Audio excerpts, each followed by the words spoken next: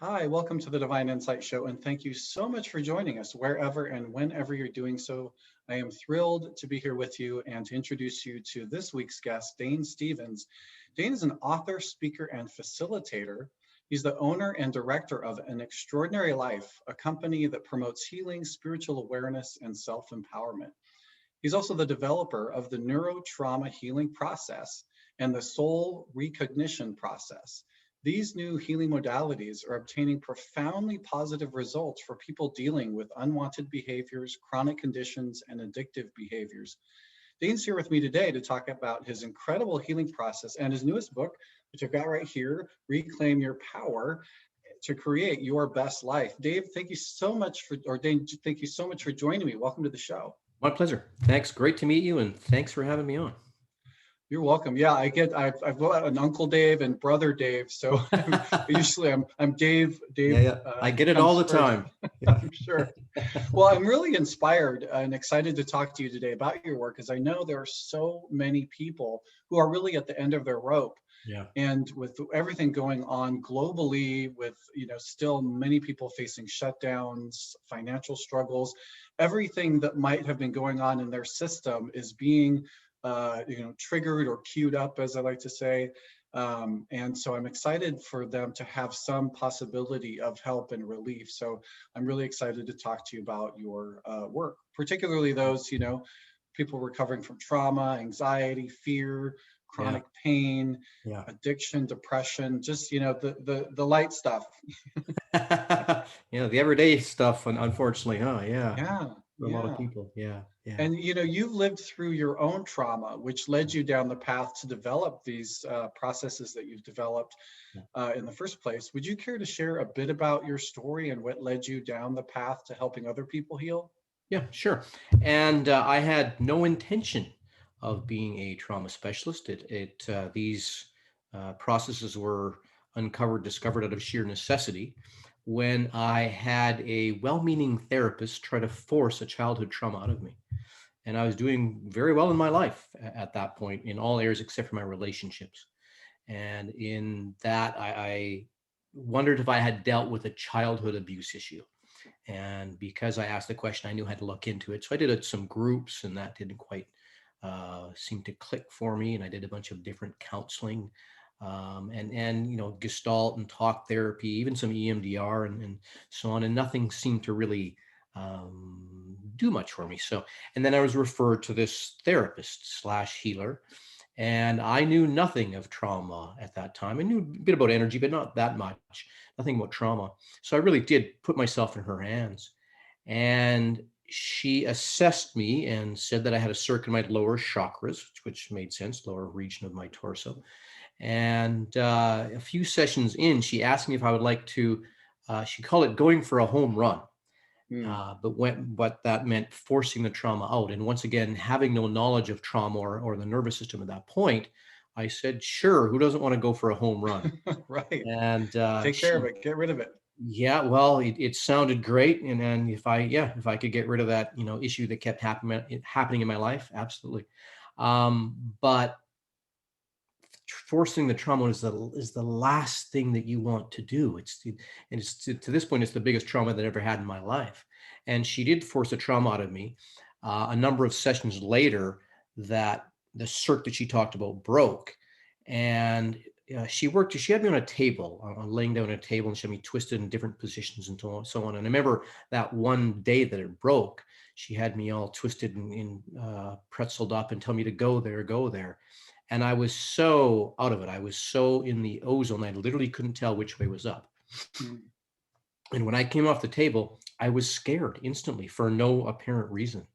And I assumed that this jittery feeling would just pass, and it did not. I felt like I had been plugged into a 220 volt outlet, and I had energy going through my body that I couldn't handle. I felt unstable and afraid, and I didn't know why. And that continued on, and I continued to see her, but it didn't change. That energy still persisted. She opened that up, and the inside, I'm sure, as you know, being the creator of the outside, my whole world started to crumble around me. And I started to lose contracts and clients, and I lost the sale of a business. And I went broke. Within 18 months, I was broke. And within 3 years, I was homeless. I mean, after I ran out of money, she stopped seeing me. I say because I ran out of money, but also I think even more so because she didn't know how to fix what she did. And I was out of control. I literally remember yelling at her on the phone saying, "You can't leave me like this." But the damage was done. And so that sent me on a search to figure out what the hell happened to me and how to get my life back. And it took me 5 years to find somebody who could tell me. And ironically enough, it's Hazel from Los Angeles, Hazel Carter. And she's a trauma specialist. And the reason she could tell me what happens because she had the same thing happen to her. She had a healer try to force a trauma out of her, messed her up, and now she's a trauma specialist. So apparently that's how we're made. But yeah, so and she was a student of Peter Levine, and she did like study with Bert Hellinger and Bessel van der Kolk, and so on, all the big guys. So I learned about the nervous system from her, and how trauma works. So, and that was the start. That gave me great relief in meeting Hazel because she had gone through what I'd gone through and was doing well. So that gave me great hope. But I did the work with her and I didn't get the healing that I needed. I didn't get the full relief. And it wasn't until I stumbled upon the John Bradshaw work, and it's a left-right brain process, where I made the connection to that scared, wounded part in me. And I tried to do that work on my own because I made the connection, had the relationship, we'll say, to that inner part that was so scared and afraid. But I couldn't make it safe enough. I couldn't make it feel, trust me enough to unfreeze. So I was still, even though that connection was made, I still couldn't do anything with it as such. So I started to look for somebody who did this type of work, who knew it. And I phoned counselors and therapists and scanned the internet and, to find somebody who would do this kind of work or did this kind of work. And nobody did. I tried to talk some counselors into doing this work and nobody would. And I found a few months into my searching, somebody across the street from me who had done this work, who would work with me. And Mary Hoffman was very generous with her time. And I worked with her for 2 months. And I gained what I call traction, which is having a consistently healthy and positive relationship with that life inside of me. And I was able to take the work over on my own from there. And from there, the processes that I use now just sort of poured out of me. I don't feel I can take any responsibility for them. For the foundation of the work is the left-right brain work, which comes from John Bradshaw's work, but nobody developed it. Nobody made it into a usable process. So I guess that was my job. And like I say, it just really flowed out of me. And we have a full system, program, call it what you will, process that it travels a long ways, and it will bring you to full resolution. And it's when I say that, it's a relationship, and you learn that you can have a relationship with this life inside of you, and you can give that part what it needs.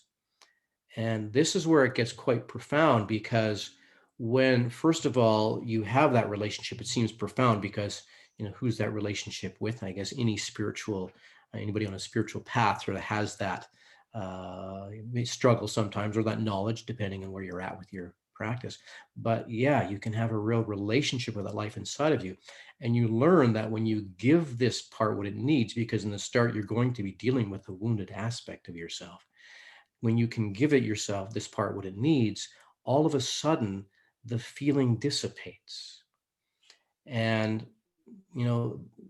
I'll go on a bit of a limb here and say that the foundation of addiction is trauma, because it keeps something that keeps looping in your nervous system unprocessed, and it's going to outpicture itself in your life as some kind of a unwanted behavior, a chronic condition, an addiction, or even depression.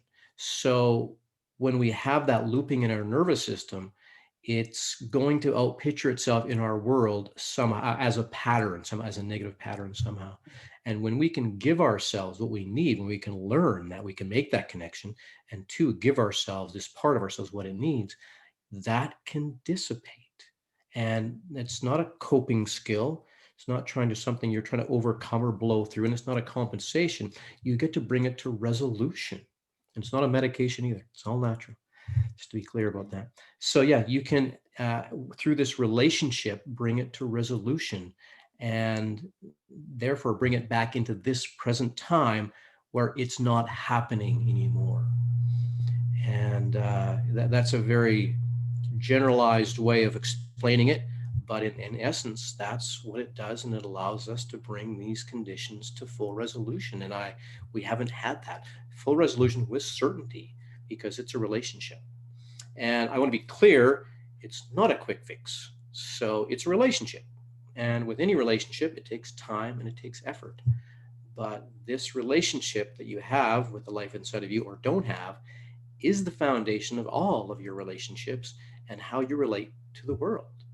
So I'll take it a step further. We can just start the conversation from there, I guess. But what happens when we heal these parts that have been looping in our nervous system, incessantly? It creates space in us. And this is the part that blew me away. I just wanted relief when I was going through this.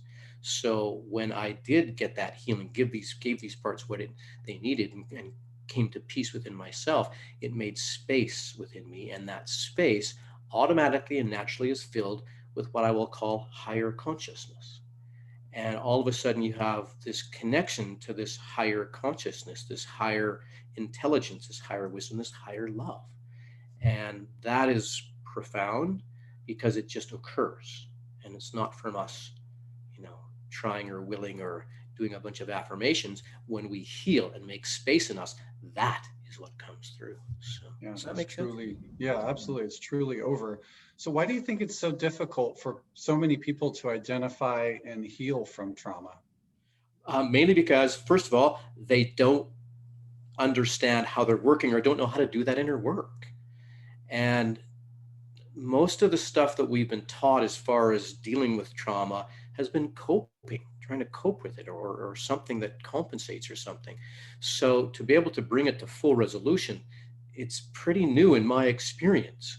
So most people, have not known how to do that, how to make that interconnection. And it's so, especially, I really believe that this is the universe's way of getting our attention. I believe this is set up perfectly, as terrible as that might sound right now. Because when we have something looping in our nervous system, now I'll talk about the left-right brain stuff, a little further, but it will outpicture itself in our world as a negative pattern. And as long as we keep going outside of ourselves to try and fix it, it's going to keep happening. Whether it be somebody else trying to heal us, whether it be a medication, whether it be somebody doing some kind of work on us, as long as we keep doing that, it's going to keep happening. So I really believe that this is happening to take us inside. And that's the only place any real sustainable healing can occur, can be. So I really believe that this is the way this game of life we're playing is set up. And it's the universe's way of getting our attention. It's going to keep happening, keep happening, keep happening until we go inside. It is taking us inside. So what are the most common signs? You talked about unwanted behaviors, but are there sort of, say a checklist, if you will, it's like they ask you, okay, are these things going on? Maybe you need to ask for help, but are there certain common signs that you can describe for folks that people might be experiencing in their lives that would point towards an unhealed trauma as being the other underlying issue being healed? And I'm talking in, as distinct from maybe some circumstantial experience that might be going on that doesn't feel good, or an injury, or something else. What would lead you to think, oh, I've got this deeper issue? Because as we often at times of trauma can forget the trauma even happened. It's not conscious, or it's a protection mechanism that's in place. So I'm going to I'll talk about that too, as to why that is and how. Yeah, that'd be great. Please share your thoughts on that. So first of all, when we say the word trauma, most people think of some big physical, emotional event that happened. They think that it was like, you experience a trauma when you're in a car crash, or you go to war, or you have some big physical, emotional abuse or something happen to you. And yes, those are definitely traumas. Those are called big T traumas. But the little t traumas are the ones that are maybe a little harder to spot. And that's where people maybe don't identify with a trauma. So a little t trauma could be something like neglect, where it looks like nothing happened. And, that's exactly right. But because this is primarily as a child, if you get neglected as a child, you have come to some conclusions or decisions about yourself, about your lovability or your likability or your ability at all. So, something like neglect, we had to alter our behavior. And because we had to alter our natural expression, that created something, a loop in us, because it didn't make sense, because it's not aligned with us. So something like that. Living with a high functioning alcoholic, especially if somebody is a high functioning alcoholic, you might not even know you're on the receiving end of abuse. But alcoholism itself is a form of self-abuse that, and that abuse has to be passed on. So as a child, once again, which is primarily where all of our patterns are set up to the age of 5, then this we had to alter our behavior because of this behavior of another that made us have to alter our expression. So once again, that would be considered a trauma. And we can also have something like if we did get into a car accident, we were fine. Even that, we've dealt with a lot of people dealing with something like that, where the one lady that comes to mind is she had to drive by this one place. She had the accident twice a day, and she just was a mess. It just messed her up, kind of thing. So, she identified it with that, but didn't know how to deal with the trauma aspect of it. And the point I'm trying to make here is you'd be hard pressed to find anybody that doesn't have some degree of what's considered trauma looping within them, which is something stuck looping in your nervous system unprocessed. And it doesn't matter if it's with your health, your wealth, your relationships, your career, just your overall happiness. If you have a negative pattern in your life somewhere, I can pretty much assure you have something stuck looping in your nervous system unprocessed. So even if you get, stuck at a certain level in your finances or career or what have you, there's a belief in there. And that belief is if you haven't been able to deal with it and heal it, it's in your subconscious, and it is still, out picturing itself in your life. So, and just to touch upon how we process things, this will maybe shed some light on things too, as to why we do shut it down. How we process information, it comes in through the right brain. The right brain is formless, color, sound, imagination, fantasy in that way. So the right brain takes this information and experiences it in through our senses, and passes it to the left brain to be made sense of, understood, and filed.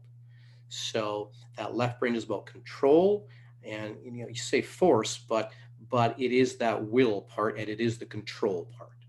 So if what comes from that right brain is too outrageous, too bizarre, too scary, that left brain can't look at it, can't handle it. It's too much.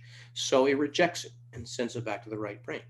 What does the right brain do? The right brain does what the right brain does: sees it, feels it, experiences it in its entirety, and sends it to the left brain to be made sense of, filed, understood. If it's still too outrageous, too overwhelming, the left brain rejects it, sends it back, and the cycle has begun. And this is what keeps looping in your nervous system, trying to process itself. Now, your brain's MO is survival. So it does not want this barrage of unwanted information cycling in it, getting in its way, keeping you from surviving, in essence. So it pushes it out of the way, hence to the subconscious. Is it gone? Is it out of the way? No, it's still very much alive, cycling in your nervous system, trying to process itself unsuccessfully, trapped in your body. So that's where, in my situation, I forgot about my childhood sexual abuse issue for like 17 years, I believe it was. And you can't forget about something like that. Right. It was just so painful or confusing that I pushed it out of the way. When I had a big awakening for myself, that's when it all came up. But in that way, if you want to know if you have a trauma, just look into your life and see what is not working. And when I say not working, it tends to come out as a pattern. But something like chronic pain, a lot of people with chronic pain don't identify with where the trauma came from. But I can pretty much assure you there's something, looping, a belief or an experience, or both, looping in your nervous system that are unprocessed. And once again, maybe this is the universe trying to get your attention.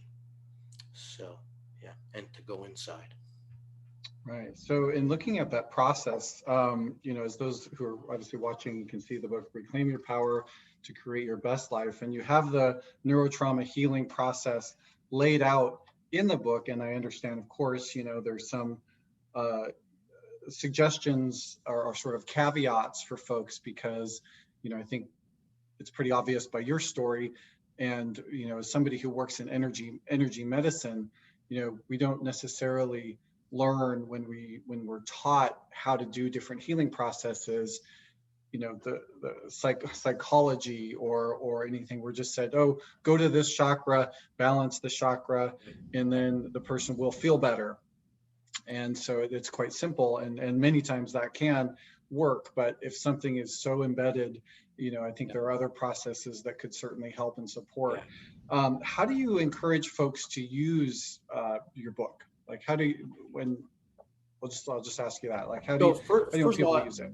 I want to clarify that, I say that we need to go inside, but I'm not denying or negating any other healing modality.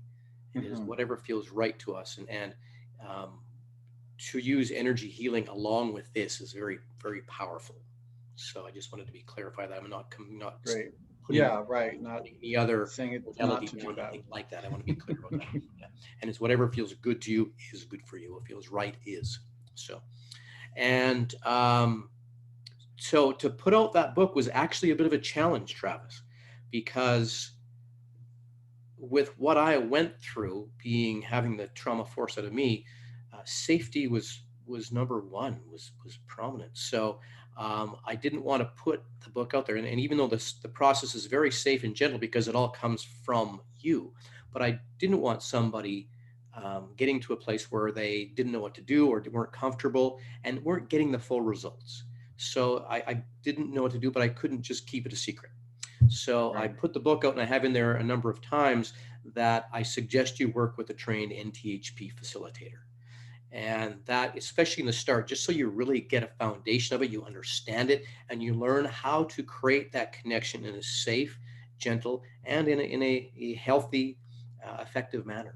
So that would be my suggestion. It's all in the book. Some people may be able to do it on their own. Great, but most of the people are going to need some help in the start. But it doesn't take that long. We don't keep our clients for long because you can take the work over on your own. That being said, if somebody is dealing with a deep-seated trauma, a very deep-rooted trauma, we say you need to do 12 sessions kind of thing, because you're dealing with the subconscious mind. And part of the reason we're so successful with working with people is we work via immersion, a minimum of 2 to 3 times a week, because you're dealing with the subconscious mind. In the start, I would work with people once a week, and it was like pulling teeth, because every time you get together, you're having to remember or remind or try to convince this part that this is real, this is happening, and yes, this is okay or is being effective. So when we work with people 2 to 3 times a week, we create the momentum of trust, the momentum of understanding. And that's why we get the results that we get with people, or a big part of it anyway, is doing that. So, yeah. You also include what you've described as the soul re-cognition process, which helps to gently tame, as you've described, that sort of out of control child within us, and opens a gateway to higher consciousness. Can you talk a little bit about how that sort of second step process works? Yeah, and I didn't think that people could go from dealing with a extreme trauma to what I'll call spiritual liberation in the same book. So I broke them into 2 books. So the Reclaim Your Power to Create Your Best Life introduces the neuro-trauma healing process, and that deals with trauma. But as I spoke about, as soon as you do that healing work, it naturally and automatically opens you up, and higher consciousness comes through. It's just what happens. So the second book, Unleash Your Genius, which is coming out in 2021, introduces the soul recognition process. So the soul recognition process goes into the empowerment aspect of the work. And we actually deal with 4 archetypes. And this kind of just flowed through me too. So in dealing with the 4 archetypes, it is 4 aspects of our being, and we literally learn how to feed ourselves, how to feed our soul by getting the information as to what it is that we need in our, call it your value system, or call it what what you will, but it's your innermost being and your innermost desires. And if this work had a destination, it would be this present moment. So when we deal with the archetypes, even at that point, we're still dealing with the healing aspect in the start. And an example of that would be the lover aspect of you. And we deal with the 4 archetypes: the lover, the warrior, the magician, and the sovereign, which are really natural aspects of our being. And the lover aspect of us, the part that needs that touch and that sensuality and beauty, it might be bubble bath, might be nature, things like that. We need that beauty in our lives, that love aspect in our lives.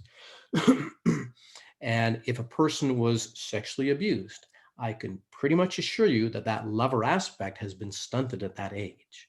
So it goes into the different aspects of of our being, and allows us to heal on these specific levels and learn how to feed ourselves on these levels also. So it kind of pushes us a little bit in a wonderful way to be fully who we are. And I can talk about this till I'm blue in the face, and it won't do it justice. But Right. when you experience this work, I use the word profound a lot, because it's, first of all, we can fully heal ourselves. We can come to a place of wholeness. And second of all, we connect with the wisdom in us that is specific to us, and that brings out us in our natural, full expression. So it's awesome and fantastic, and it's natural. It's what we are. You get to be who you are, and do what you came here to do. Yeah. That's really great. And I was going to say the same thing as a caveat to even the introduction, was that, doing this, the process and the healing process and trauma and psychology and all of that, it's hard to do, not to be a disservice to it, to not dive even deeper or spend more time.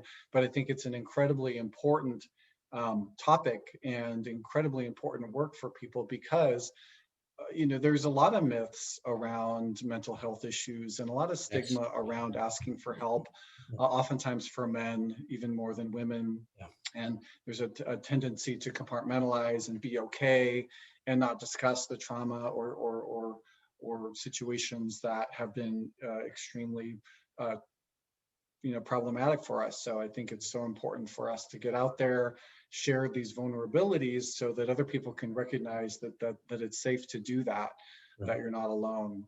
Yeah. And so, and you also talk a bit about meditation, and for those who've been, watching the show or listening to the show for years, know that this is incredibly important to me as well, because it's a way to help in all aspects of your life. And so you also talk about some meditation as well. And can you talk about anything, meditations that you think are helpful for those who feel like they're maybe suffering or experiencing the physiological maybe aspects of trauma, and maybe how to uh, develop a process that works for them in meditation? Yeah. Yeah. So meditation is, in my mind, not an option to a healthy lifestyle. And the fact is, if you let the thinking mind go, it will run you. It will run your show. And as I say that, most people think that is their mode of being, and believe their thoughts, and therefore are run by this thing that its job is to create separation. That is your thinking mind's job. It's how we're able to exist in this space-time reality. It's thought that allows us to appear separate, and to experience this contrast. We've already proven that there's nothing here but energy. That's science. Science has proven that we're all energy. There's nothing here but energy, and we're energetic beings. We know that. So in that, we are all connected. We know that. And it is the thinking mind that allows us to experience this individuality in space-time. So understanding that, once again, understanding how we work allows us to understand that this thing that thinks on our shoulders is not our mode of being, but it's also not bad. It's what allows us to be here. But if we let it take over, it's going to create more and more separation. More and more separation means we're going to feel more and more alone. And there's nothing scarier than feeling alone, separated. So, and the more separated we get, the more fearful, the more anxious we become. So anybody who has done, some deep meditation and made that connection, and you feel a sense of well-being, you feel that essence of the life force inside of you. And when you connect with that light, things seem to work out. Which begs the question, why do I need to do any inner work if I can just go there and things seem to work out? And that's a very valid question. The fact is, most of us can't stay in that place all the time. As much as we'd love to, we want to practice. We want to do that through meditation. So doing the inner work is key, because as long as you have those things looping your nervous system, they're going to keep coming up and revealing themselves to you. And that is, once again, them trying to get your attention to go inside. Meditation is a key, because we think we can't help it. Even when we do all the inner healing work, as long as we stay in the mode of the thinking mind, it's going to create more separation. It's going to create more angst and more competition and more conflict in our life. So to still the mind and bring your power back to, a heart-based, we'll say, way of living, or a feeling-based way of living, is key. It's important. So I have on my website, I have a free resources page, and I have, if you haven't meditated before, use guided meditations. And I have one that goes through the body, which I think it's good that way to start out, because it gets you into the feeling mode and out of thinking. We don't want you to be thinking. If you're thinking in meditation, it's a bit of a contradiction. So we can get you feeling into that place of feeling without the comment, without the label. That's where things will start to really open up inside of you, create space inside of you. So to create a regular meditation practice, and just a couple tips on that, make it the same time every day. If you can, after you do your inner work in the morning, do it in the morning, where it's a start for your day. So start every day. And if you need to start with 10 minutes, start with 10 minutes and work your way up, 10 to 12 and a half to 15 to 20, what have you. But start your day by making that connection, that inner connection. And when you slow this down, the mind down, your spirit rises. So, continue to slow the mind down by feeling in your body. And use the guided meditation to start. I believe for that the ultimate in meditation is listening to the silence in the silence. And that's hard for a lot of people, but I encourage you to practice that. And once again, if you need to start at 5 minutes or 10 minutes, what have you, but practice that. And the one thing to know about meditation when you're doing silent meditation is the ego mind dies in the present moment. So it will fight to keep you out of that present moment. So when you know that, you can go, oh, it's the thinking mind, and return yourself back to your focus of your breath, of your breathing, or whatever that is. But it's important to understand that, because the ego mind is very tricky. It is its own entity, and it will make you busy. It'll make you have to do things. It'll make things really important. Like, you can't sit down for 10 minutes. That'd be crazy. And you got to balance your checkbook right now, or whatever that is. So understand that the thinking mind is going to try and stop you. And when you're aware of that, and when you start to get into a real a meditation practice, you create separation from that thought. And which is interesting, because as I speak about this, that's the first thing we do in the inner work, is we create separation from the event so we can show up for this part. Because as long as, if we're dealing with something like an addiction, the synapses fires in our brain and we are it, and it takes us over. There's no separation. So until we can untangle and create separation and see that, then we can give it what it needs. So the same thing in meditation, you're going to untangle from your thoughts until you understand that that's not who you are, that you are not your thoughts. And only then do you have a choice around them. Other than that, they take you over. So yeah, start a meditation practice. Do it every day at the same time if you can. And a lot of times in meditation, people do their meditation in the morning and then survive through the rest of the day. Right. You can stop anytime. Stop for 2 minutes, stop for 5 minutes throughout the day. And it's phenomenal. That practice alone will change your life. Still got to do your inner work. Don't get me wrong. But, meditation is, throughout the day, you want to keep connecting. And that is kind of the goal, is to stay connected. So they're doing the inner work and healing those parts that have a belief in separation inside of us, and continuing to stop during the day and reconnect to your body. That is a practice that will take you all the way. Yeah. Awesome. Yeah. Well, thank you so much. I really appreciate all that incredible information for folks. And do you want to talk just a little bit about your facilitator, how people can access a facilitator if they want to start doing this work, and a little bit about your training program? Yeah. So they can go to anextraordinarylife.ca, and you can see the different packages and some facilitators on there. And it also talks about the neuro-trauma healing process. So they can go there. And there's also a page for facilitator training as well. And we need more people trained in this, so we can get the people that need this work, have people available for them. And that it's kind of obvious in a sense. You have to be a product of the product. You have to do your inner work. And when you're whole, then you can pass that on. Because in essence, we let the process guide us. We don't coach. We don't give any information. We show you how to access your subconscious mind in a safe and gentle manner, and you get your answers and your direction from you. I think there's a quote in the book there: I don't know how to heal you or what you need, but I do know that you do. And in that, we really give the power back to you, because you do have the power. You just haven't known it, or haven't had access to it. So that's what we guide you to do. And, we still facilitate and kind of, spoon feed in the start.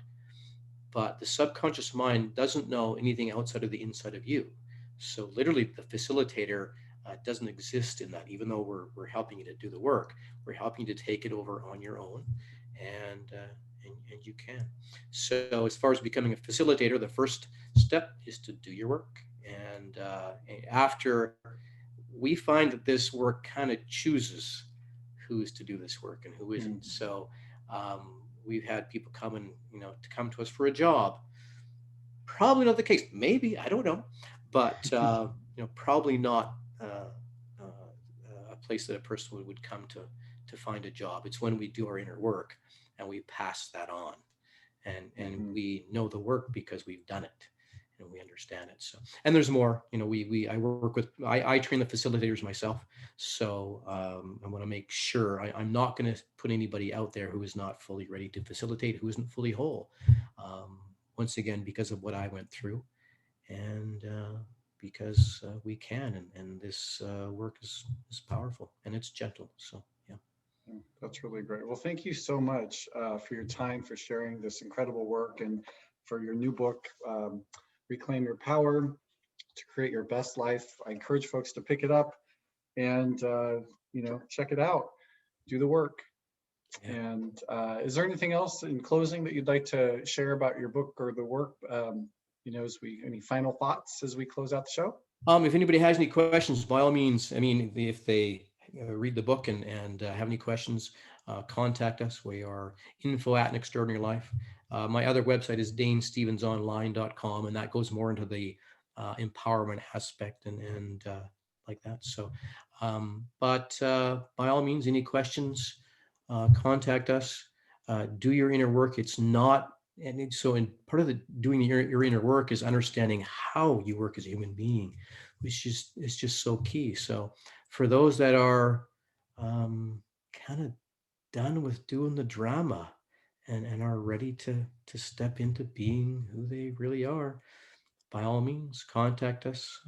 Love to work with you, and anybody who has if this resonates with you to get trained, by all means, come and do some work with us and become a facilitator. Awesome. Well, thank you so much. I appreciate your time and sharing your story and your wisdom and your healing process with folks. Thanks, Travis. Thanks for having me. It's great to be here, and thanks for doing what you do. Yeah. Absolutely. Thank you. And thank you all for watching or listening. You've been watching the Divine Insight Show.